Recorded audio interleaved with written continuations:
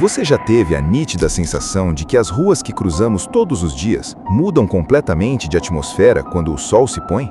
Quando a iluminação pública falha, ou quando a estrada de terra é cortada apenas pelo silêncio da noite, a vulnerabilidade de quem está a pé se torna um convite para o inexplicável.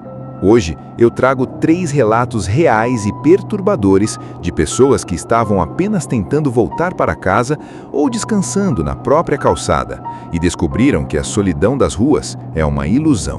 Há coisas caminhando entre nós, observando das sombras, esperando o momento em que estaremos sozinhos o suficiente para se aproximarem.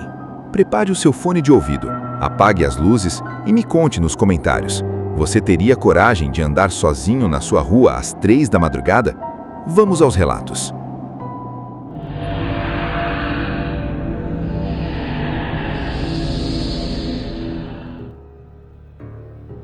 O primeiro relato aconteceu com o Matheus, em uma região rural perto de Sorocaba. Era por volta de 00:30 quando o carro dele ferveu o motor na estrada de terra que dava acesso ao sítio da família. Sem sinal de celular, a única opção de Matheus era caminhar a pé por cerca de 4 quilômetros no escuro absoluto. O único som era o dos seus próprios passos esmagando o cascalho. No meio do caminho, ele avistou a silhueta familiar de uma pequena capelinha de tijolos na beira da estrada, daquelas erguidas em memória de quem faleceu em acidentes ali. Mas dessa vez havia algo diferente.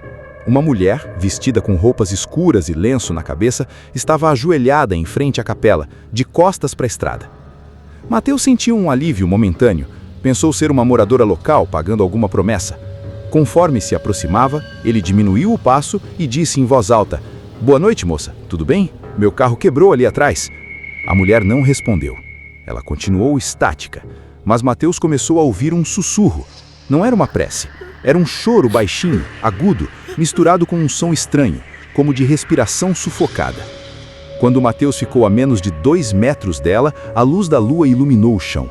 Foi aí que o estômago dele girou. A mulher não estava ajoelhada. As pernas dela terminavam nos joelhos, flutuando a alguns centímetros acima da terra batida. No mesmo instante, ela virou a cabeça para trás em um ângulo impossível. O rosto estava desfigurado, coberto por marcas escuras de impacto, e os olhos eram 2 cavidades vazias que pareciam sugar a pouca luz do lugar. Matheus não pensou. Ele correu como se a sua vida dependesse disso, ouvindo o som de passos arrastados e o choro desesperado logo atrás dele, colado em suas costas, até avistar as luzes do sítio. A capelinha continua lá, mas Matheus nunca mais passa por aquela estrada a pé depois que o sol se põe.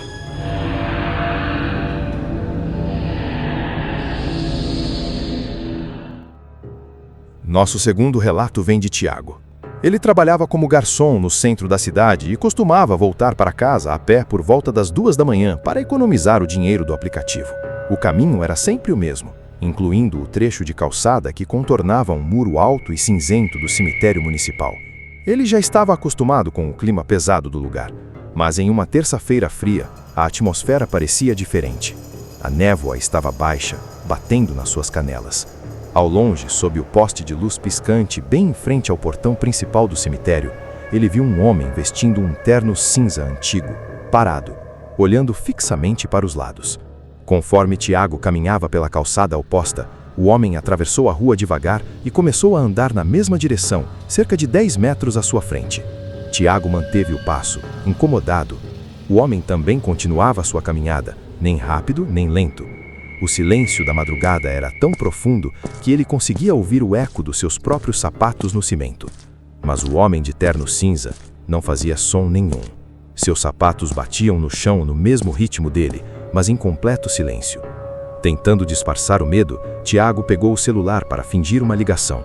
Foi quando ele olhou para o lado ao passar por uma vitrine de loja apagada, que funcionava como um espelho. No reflexo do vidro, ele viu a si mesmo caminhando. Mas ao seu lado, a menos de 1 palmo de distância, estava o homem de terno cinza. Ele não estava 10 metros à frente, estava colado nele. O rosto do homem no reflexo era pálido, com a pele colada aos ossos, e ele sorria, mostrando dentes escuros, enquanto estendia uma mão gélida em direção ao seu ombro. Em choque, Tiago olhou diretamente para o lado, na calçada real. Não havia ninguém. Mas a sensação de um frio congelante no seu ombro esquerdo era real. Ele correu o resto do trajeto sem olhar para trás. No dia seguinte, ele não foi trabalhar e está seriamente pensando em pedir demissão e procurar outro emprego, que trabalhe durante o dia.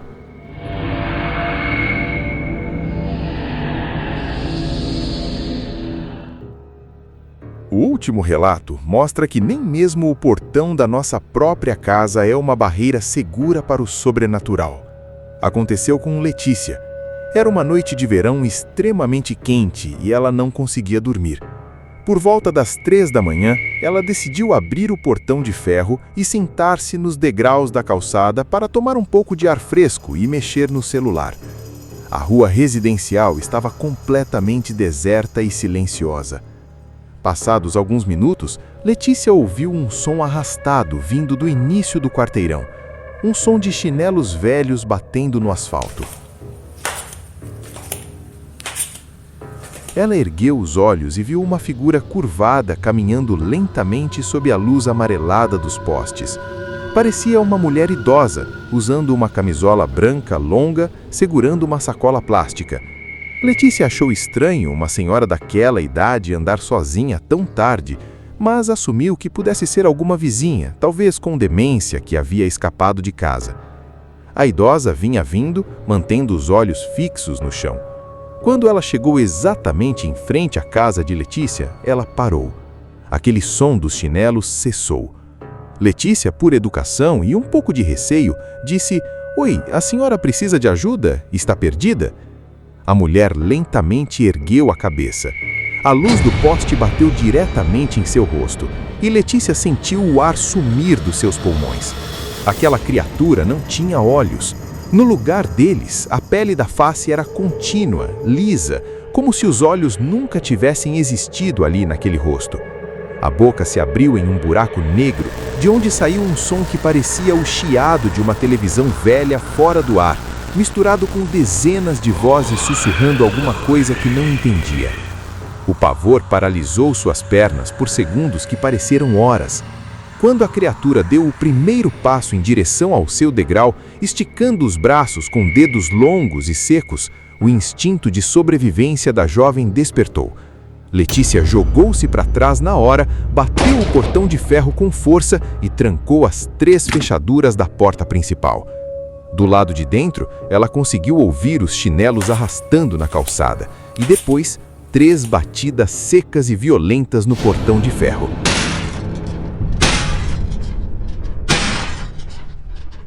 Desde aquela noite, Letícia nunca mais fica na calçada sozinha depois que escurece.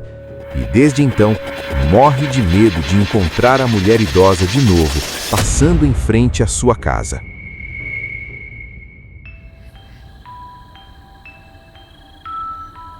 Três pessoas diferentes, 3 cenários comuns, histórias que poderiam ter acontecido comigo ou com você que está assistindo agora. A próxima vez que você estiver caminhando à noite e ouvir passos atrás de você, ou notar alguém parado em um lugar onde não deveria estar, não pare, não olhe, apenas continue andando. Se você gostou desses relatos, deixe o seu like para apoiar o canal e se inscreva para não perder os próximos mistérios. Eu sou o seu guia na escuridão e esses foram nossos arquivos de hoje. Nos vemos no próximo vídeo, se você conseguir dormir. Até lá!